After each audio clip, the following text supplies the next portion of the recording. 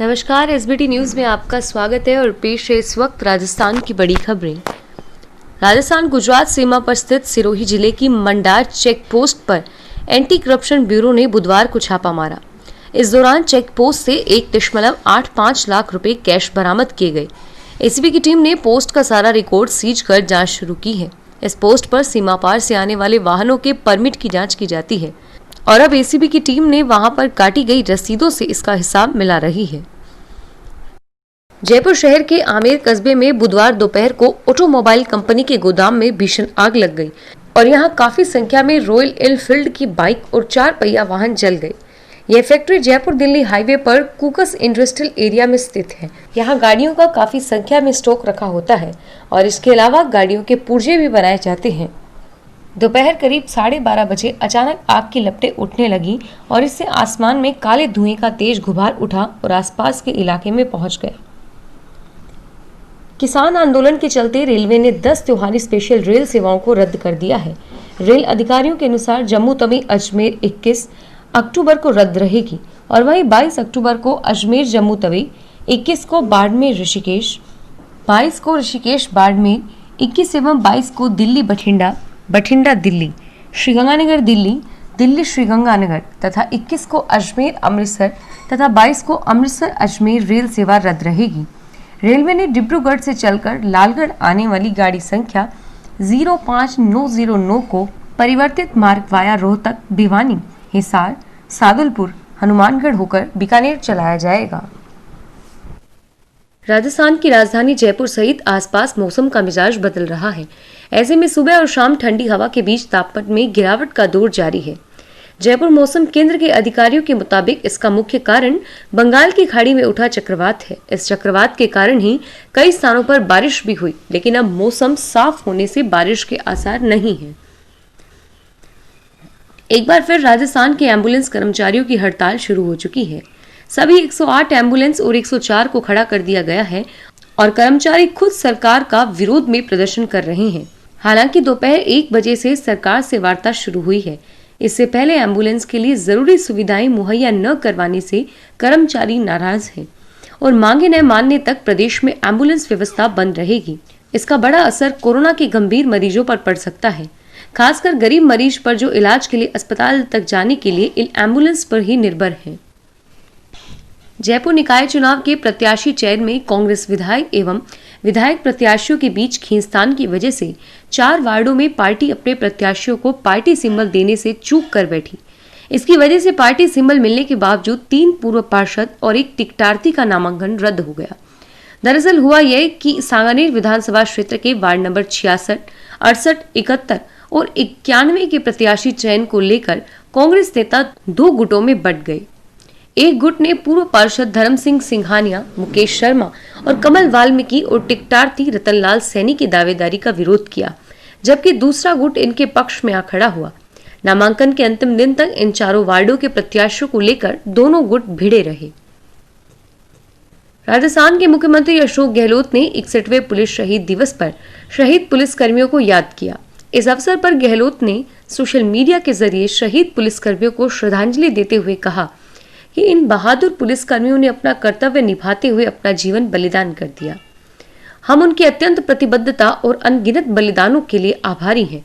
इस मौके पर राजस्थान पुलिस अकादमी में पुलिस महानिदेशक ML लाठर, भ्रष्टाचार निरोधक महानिदेशक BL सोनी, जेल महानिदेशक राजीव दासोत, पुलिस आयुक्त आनंद श्रीवास्तव एवं सेवानिवृत्त पुलिस महानिदेशक कपिल गर्ग ने शहीद स्मारक पर पुष्प चक्र अर्पित कर शहीद पुलिसकर्मियों को अपनी श्रद्धांजलि अर्पित की।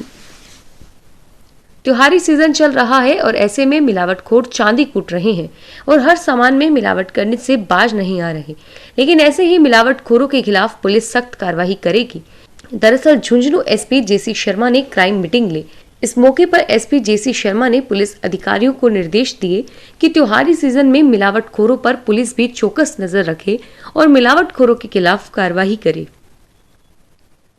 कोटा ACB के ट्रैप किए गए unique identification authority of India के assistant director general Pankaj Goyal के मामले में अब ACB की टीम इस दलाल गैंग का पर्दाफाश करने में जुट गई है।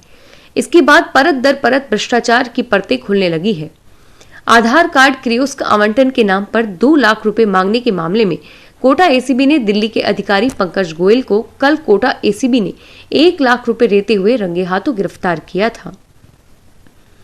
राजस्थान की सत्ता में अब दिव्यांगों की भागीदारी पक्की हो गई है।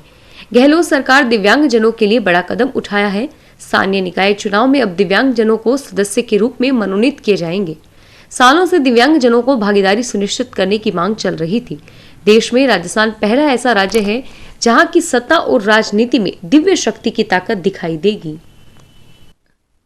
राजस्थान के करीब 150 बीएड महाविद्यालयों की 1 लाख सीट्स पर प्रवेश के लिए प्री टेस्ट पीटीईटी का परिणाम तो घोषित हो गया और वही परीक्षा संयोजक सफल विद्यार्थियों को कॉलेज आवंटित नहीं कर पा रहे हैं।